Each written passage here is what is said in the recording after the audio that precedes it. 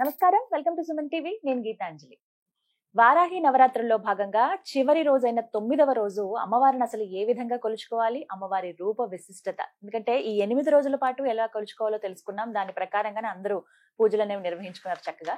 మరి ఈ 9వ రోజుని ఎలా చేసుకోవాలి పూజ, అలాగే అమ్మవారికి ఎటువంటి నైవేద్యం సమర్పించాలో తెలుసుకుందాం. వివరించేందుకు ప్రస్తుతం మనతో పాటు ఉన్నారు ప్రముఖ జ్యోతిషులు బ్రహ్మశ్రీ నందిభట్ల శ్రీహరి శర్మ గురువు గారు. వారితో మాట్లాడదాం. నమస్కారం గురువు గారు. వాగర్థావివ సంపృక్తౌ వాగర్థ ప్రతిపత్తయే జగతః పితరౌ వందే పార్వతీ పరమేశ్వరౌ. ఆదిత్యాయ చ సోమాయ మంగళాయ బుధాయ చ గురు శుక్ర శనిభ్యశ్చ రాహవే కేతవే నమః.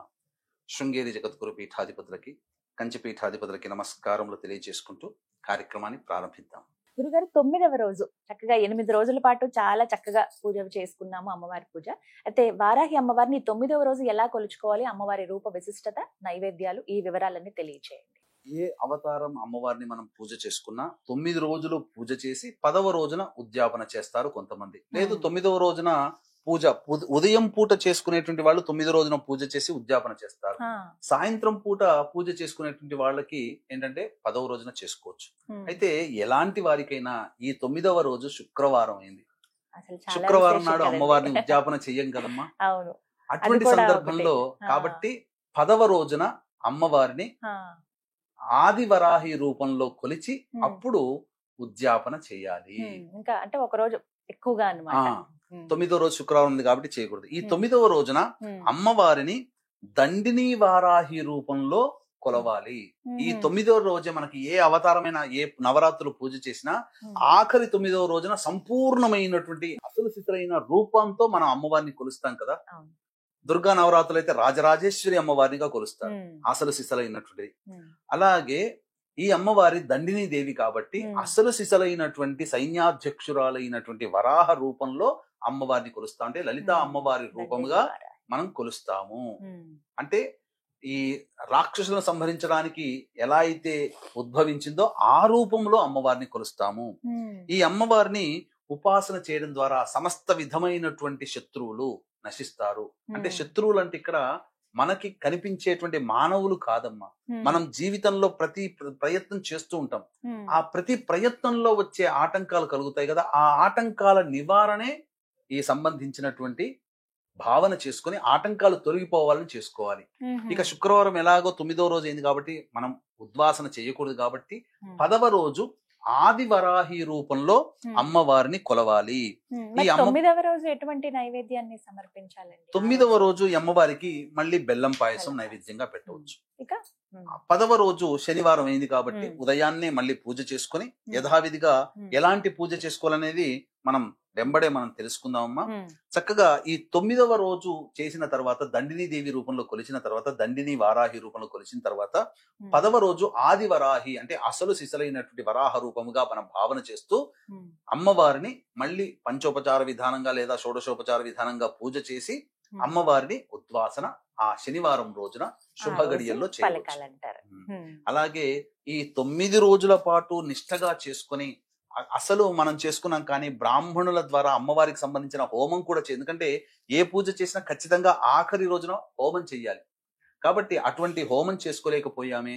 అలాగే ఇన్ని పూజలు ఇన్ని విశేషాలు మనకు చెప్పబడి ఉన్నాయి, మనం మిస్ అయిపోయి చేసుకోలేకపోయాం, మనకు ఆ ఫలితం ఎలా దక్కుతుందని భావించే వాళ్ళకి తరుణోపాయంగా 10వ రోజు అయినటువంటి 5వ తారీఖు శనివారం రోజున దశమి స్వాతి నక్షత్రం కలిసినటువంటి అద్భుతమైనటువంటి తిథి రోజున మధ్యాహ్నం 3 గంటలకి ఈ 9 వారాహి అమ్మవార్ల యొక్క హోమాది కార్యక్రమాలు అనేటువంటివి జరిపించడం జరుగుతుంది. ఈ కార్యక్రమంలో పాల్గొన్నటువంటి వాళ్ళకి శక్తిపాతము చేయబడినటువంటి శంకరుంగలి మాలని అందివ్వడం జరుగుతుంది. మధ్యాహ్నం 3 గంటలకు ప్రారంభమవుతుంది కాబట్టి ఆ 5వ తారీఖు రోజున 12 గంటల లోపల మీ గోత్రనామాలు నమోదు చేసుకోవచ్చు. గురుగారు, మరి ఇంకా చాలా సందేహాలు ఉన్నాయండి. మరి అమ్మవారిని ఎలా పూజ చేయాలి ఇవి కూడా వివరించండి. అమ్మవారు మనకు ఈ సంబంధించినటువంటి లలిత అమ్మవారిలో సైన్యాధ్యక్షురాలుగా ఈ అమ్మవారి గురించి చెప్పడం జరిగిందమ్మా. ఈ అమ్మవారు రథం పేరట కిరిచక్రము అని అంటారు. అంటే 1000 వరాహములు ఉండి లాగుతూ ఉంటే అమ్మవారు రథం మీద కూర్చొని వస్తూ ఉంటుందట. ఈ అమ్మవారు చాలా విశేషమైనటువంటి అమ్మవారమ్మ. ఈ అమ్మవారికి సంబంధించి విశేషమైనటువంటి ఏ నెలలోనైనా కానీ ఈ అమ్మవారి అనుగ్రహం కావాలి అనుకున్నటువంటి వాళ్ళు రేవతి నక్షత్రం రోజున ఈ అమ్మవారి పూజ, అర్చన, అభిషేకము, హోమము చేస్తే ఈ అమ్మవారు అతి శీఘ్రంగా ఫలిస్తుందట, రేవతి నక్షత్రం ఉన్న రోజున చేస్తే. అలాగే ఈ అమ్మవారు ఎవరయ్యానంటే సాక్షాత్తు విష్ణువు వరాహ అవతారం అయితే ఆ వరాహ రూపానికి జోడీగా లక్ష్మీ అమ్మవారు వారాహి అమ్మవారి రూపాన్ని ధరించి ఉన్నది. అందుకే ఈ అమ్మవారి లక్ష్మీ సహస్రనామాల్లో వారాహి, ధరణి, ధ్రువ అనేటువంటి యొక్క సహస్రనామంలో ఒక నామం. అంతేకాకుండా ఈ అమ్మవారు ప్రధానంగా ఈ అమ్మవారిని విశ్వేశ్వరుడు, కాశీ విశ్వేశ్వరుడే. ఎందుకంటే కాశీ క్షేత్రానికి క్షేత్ర పాలకురాలు ఈ వారాహి అమ్మవారు అయితే, విశ్వేశ్వరుడు విశేషంగా ఈ అమ్మవారిని వింధ్యాచలం కొండలో ఈ అమ్మవారిని ప్రతిష్ఠ చేశాడు. ఇప్పటికీ కూడా ఆ అమ్మవారు పూజలు అందుకుంటూ ఉంది.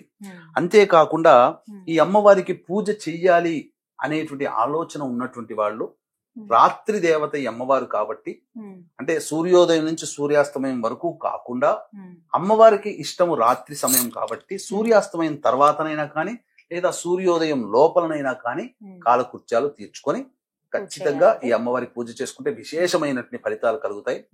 రాత్రి దేవత అన్నారు కాబట్టి రాత్రి సమయంలో సూర్యాస్తమయం తర్వాత చేసుకునే వాళ్ళైతే ఖచ్చితంగా సూర్యాస్తమయం కంటే ముందే దంతధావనము కాలకృత్యాదులాగా మళ్ళీ తీర్చుకొని అప్పుడు పూజాది కార్యక్రమాలు చెయ్యాలి.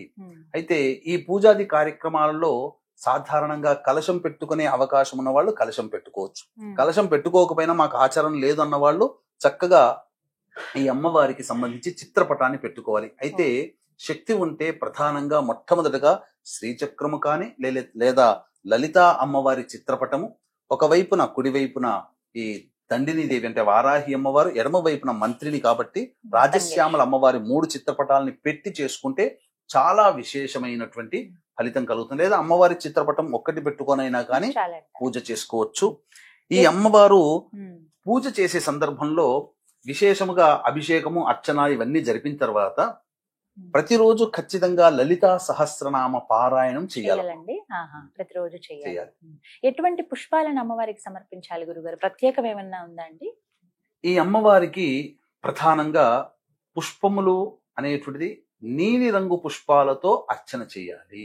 అంటే నీలి రంగు చామంతి పుష్పాలు కానీ లేదా నీలి రంగు శంఖు పుష్పాలు దొరుకుతాయి కదమ్మా, ఆ పుష్పాలతో అర్చన చేసిన అమ్మవారికి ఇప్ప పూలు అని అంటారు కదమ్మా, ఆ ఇప్ప పూలతోనైనా కానీ అర్చన చేయవచ్చు. అయితే అమ్మవారికి దీపారాధన చాలా ప్రీతికరం. ఈ దీపారాధనలో ఏ దేవతకి లేనటువంటి విశేషమైనటువంటి దీపారాధన ఒకటి ఉంది. కందగడ్డ దొరుకుతుంది కదమ్మా, ఆ కందగడ్డని దీపపు కుందిలాగా తొలుచుకోవాలి. మధ్య భాగంలో కొద్దిగా తొలుచుకుంటే ఆవు నెయ్యి కానీ, ఈ అమ్మవారికి ఇష్టమైనటువంటి నూనె దీపం ఏ దీపారాధన అంటే విప్ప నూనెతో దీపారాధన చేసుకోవాలి. విప్ప నూనె ఒరిజినల్ దొరికితే మంచిది, లేకపోతే ఆవు నెయ్యితో దీపారాధన చేయొచ్చు. కానీ కంద దీపములో కందగడ్డతో దీపంగా చేసి కంద దీపాన్ని గనక పెట్టినట్లయితే అమ్మవారు చాలా విశేషమైనటువంటి సంతృప్తి కలుగుతుంది. అమ్మవారికి ఇవన్నీ ఇష్టమట, ఇలా చెయ్యాలి. ఈ విధంగా ఇప్ప పువ్వులతో కైనా కానీ అర్చన చేయవచ్చు. బాగా ఇష్టమైంది ఏంటండి అమ్మవారికి? ఎవరైతే ఈ నవరాత్రులు చేస్తున్నారో ఖచ్చితంగా ఇవి అమ్మకి సమర్పిస్తే ఇక అమ్మవారి అనుగ్రహం ఖచ్చితంగా కలుగుతుంది అనేటువంటిది ఏదన్నా ఉందా అసలు? అమ్మవారికి ప్రధానంగా ఇష్టమైనటువంటి చెప్పబడినటువంటిది బెల్లం పానకం. అంటే చాలా మంది ఏంటంటే బెల్లంని సంబంధించి ఆ నీటిలో కలిపిస్తే బెల్లం పానకం లాగా ఉంటుంది. కానీ రాజమండ్రి ఆ చుట్టుపక్కల జిల్లాల్లో ఉన్నటువంటి వాళ్ళకి బెల్లం పాకము అని అంటే ఆ బెల్లం తయారు కాకముందు తేనెలాగా ఒకటి ఊరుతుంది, చిక్కగా ఉంటుంది. దాన్ని నైవేద్యంగా పెట్టవచ్చు, లేదా తేనెనైనా నైవేద్యంగా పెట్టవచ్చు. అమ్మవారికి నువ్వుల లడ్డూలు చాలా ఇష్టం. ఇలాచీ పొడి అలాగే నేతితో వేయించినటువంటి నువ్వుల లడ్డూలు పెట్టిన అమ్మవారికి చాలా ప్రీతికరం. అంతేకాకుండా ఎర్రటి పండ్లు అంటే దానిమ్మ పండ్లు ఒలిచి గింజలు ఒలిచి పెట్టాలి. చిలకడ దుంప దొరుకుతుంది కదమ్మా ఈ సమయంలో, ఆ చిలకడ దుంప కూడా నైవేద్యంగా పెట్టినా ఈ నైవేద్యాలు పెట్టాలట అమ్మవారికి. విశేషంగా అమ్మవారు చాలా సంతృప్తి చెందుతుంది. అంతేకాకుండా చక్కగా ఈ అమ్మవారికి విప్ప పూలను కూడా నైవేద్యంగా పెట్టవచ్చు. మరీ విశేషముగా పనస పండ్లని కూడా నైవేద్యంగా పెట్టమన్నది శాస్త్రం.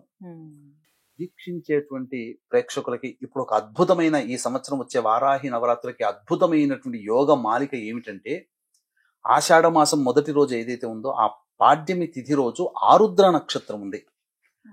ఈ 9 రోజుల నవరాత్రులు అయిపోయిన తర్వాత శుక్రవారం నాడు తీయకూడదు, అమ్మవారు ఉద్వాసన చెప్పకూడదు. కాబట్టి 10వ రోజు అయినటువంటి దశమి తిథి రోజున ఉన్న నక్షత్రము కూడా గొప్పదైనటువంటి స్వాతి నక్షత్రం. కాబట్టి ఈ ఆరుద్ర నక్షత్రం స్వాతి నక్షత్రానికి అధిపతి ఎవరు? రాహువే. ఈ యొక్క సమస్త లోకానికి కూడా రాహు యొక్క కవర్లో ఉంది, అండర్ కవర్లో ఉంది. కాబట్టి రాహు అనుగ్రహం కలిగిందంటే అత్యంత శీఘ్రముగా ఫలితాలు కలుగుతాయి. అద్భుతమైనటువంటి రోజున, ఈ స్వాతి నక్షత్రం రోజున ముగింపు కూడా పలుకుతుంది. కాబట్టి చక్కగా ఈ వారాహి నవరాత్రుల్లో ఎవరైతే చేసుకుంటారో, ఎవరైతే పూజ చేసుకుంటారో, ఎవరైతే పూజ చేసుకోకపోయినా జరిగే హోమంలో పాల్గొంటారో వారి యొక్క సంకల్పం అతి శీఘ్రంగా నెరవేరుతుందని చెప్పడంలో ఏమాత్రం సందేహం లేదు. ఇది చాలా యాదృచ్ఛికంగా, కాకతాళీయంగా కలిసినటువంటి అద్భుతమైన యోగ మాలిక. రాహు నక్షత్రంతో మొదలై రాహు నక్షత్రంతో ఎండ్ అవుతుంది అని చెప్పవచ్చు. ఎందుకంటేనమ్మా, రాహు స్వరూపం అంటే దేహమంతా ఉంటుంది, తలకాయ మాత్రం ఉండదు.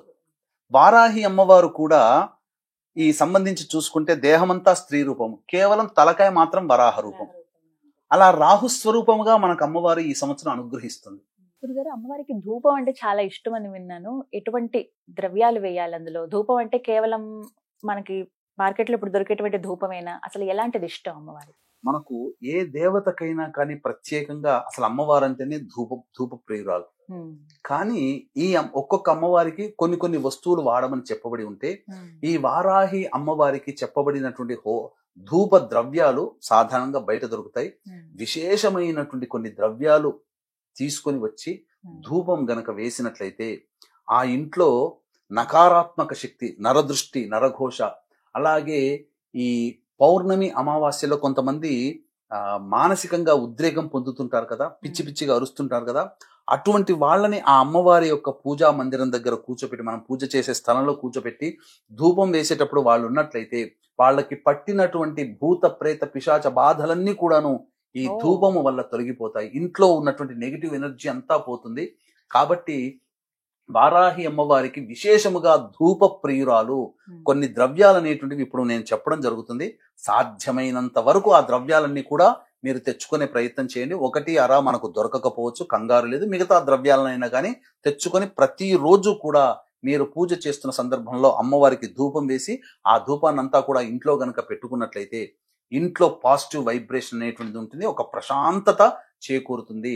వీక్షించేటువంటి ప్రేక్షకులు కూడా గమనిక, ఈ యొక్క సందర్భంగా ఈ 9 అవతారాలు 9 రోజుల పాటు 9 అమ్మవారికి విశేష అవతారాలుగా మనం చేస్తూ వస్తున్నాము, చెప్పుకుంటూ వచ్చాము. కాబట్టి ఆ అవతార రూపంగా కొలుస్తూ వస్తున్నాం. కాబట్టి ఇంట్లో పూజ చేసుకున్న, హోమం చేసుకుంటే చాలా మంచిది అని చెప్పి భావించేవాళ్ళు ఈ 9 రోజుల పాటు మనం పూజ చేసుకోలేకపోయామే, మనకు ఆ అమ్మవారి అనుగ్రహం ఎలా కలుగుతుందని చెప్పి పరితపించేటువంటి వాళ్ళకి చక్కటి తరుణోపాయంగా జూలై 5వ తేదీ రోజున దశమి స్వాతి నక్షత్రం కలిసినటువంటి రోజున మధ్యాహ్నం 3 గంటలకి మీ గోత్రనామాదులతో ఈ 9 వారాహి అమ్మవార్ల యొక్క హోమాది కార్యక్రమాలు జరిపించి శక్తిపాతము చేయబడినటువంటి శంకరుంగలి మాలని మీకు అందివ్వడం జరుగుతుంది. ఈ యొక్క కార్యక్రమంలో ఆ 5వ తారీఖు మధ్యాహ్నం 12 గంటల లోపల మీ గోత్రనామాదులు నమోదు చేసుకోవచ్చు. ఇక హోమ ద్రవ్యాలు చెప్పడం జరుగుతుందమ్మా, చాలా జాగ్రత్తగా వినండి. గుగ్గిలం అంటే తెలుపుదైనా నలుపుదైనా కానీ, యాలకుల పొడి, ఇలాచీ పొడి అంటారు అది, అలాగే పసుపు పొడి, మరియు తెల్ల గురివింద గింజల పొడి, తరువాత తెల్ల ఈశ్వరి వేరు మనకు ఆయుర్వేదం షాప్ లో కానీ పచారీ షాప్ లో కానీ దొరుకుతుంది. తెల్ల ఈశ్వరి వేరుని పొడి చేయడం, ఆ పొడి అయినా కానీ, తెల్ల జిల్లేడు పువ్వులు తీసుకుని వచ్చి నీడన ఎండించి అది ఆ ఎండించినటువంటి తెల్ల జిల్లేడు పువ్వుల యొక్క పొడిని, మిరియాల పొడి, మిరప పొడి, శొంఠి పొడి, మొత్తం ఈ 9 రకాల ద్రవ్యాలు ఎన్ని కుదిరితే అన్ని తీసుకుని వచ్చి ఆ యొక్క ధూపము గనక అమ్మవారికి వేసినట్లయితే, మండుతున్నటువంటి ఆ బొగ్గు మీద వేసినట్లయితే ఆ ధూపం వెలువడుతుంది. ఆ ధూపానికి అనేక రకాలైనటువంటి దివ్య శక్తులు వారాహి అమ్మవారి యొక్క అనుగ్రహం కలుగుతుంది. ఈ వారాహి అమ్మవారి 9 రోజుల పాటు చేసిన తర్వాత హోమం కూడా చాలా విశేషమైనటువంటి. హోమం చేసుకునేటట్టయితే తోక మిరియాలు, తెల్ల ఆవాలు, పనస పండు అనేటువంటిది ఆ హోమ ద్రవ్యంగా వాడవచ్చు. ఇక అమ్మవారికి తాంబూల సేవనం అంటే చాలా విశేషం కాబట్టి సుగంధ భరితమైనటువంటి ఇలాచి, యాలకులు, జాజికాయ, జాపత్రి, పచ్చకర్పూరం కలిపినటువంటి తాంబూలాన్ని పెట్టి ఆ తాంబూలాన్ని ఎవరైనా తీసుకోవచ్చు. అంతేకాకుండా ప్రధానంగా ప్రతిరోజు కంద దీపము పెట్టవచ్చు. ఆ పెట్టాలండి. కంద దీపం పెట్టినటువంటి దాన్ని మరుసటి రోజు వాడుకోవచ్చు ఇంట్లో. ఏ కూరల్లో రోజుకి ఆ రోజు వాడుకోవచ్చు. లేదు పెట్టుకోమని. 9 రోజులు అదే దీపం వెడుకోవచ్చు. అలా అయినా కంద పెట్టాలి. దీపం 1, 2 అనేటువంటిది ఎవరి శక్తి కొలది వాళ్ళు చేసుకోవచ్చునమ్మా. తప్పకుండా ఈ చెప్పినటువంటి విధి విధానంగా ఎవరైతే చేసుకుంటారో ఆచరించాలి. సంపూర్ణమైనటువంటి అమ్మవారి అనుగ్రహం కలిగి, ఆ వారాహి అమ్మవారి అనుగ్రహంతో మీ యొక్క కోరికలు సత్వరముగా నెరవేరి సకల శుభాలు మీ జీవితంలో కలుగుతాయని చెప్పడంలో ఏమాత్రం సందేహం లేదమ్మా. చాలా చక్కగా వివరించారండి. అసలు అంటే చాలా మందికి సందేహాలు ఇవన్నీ కూడా ఎలా చేసుకోవాలి ఏమిటి అని చెప్పి చాలా వివరంగా తెలియచేశారు. సంతోషం గురుగారు.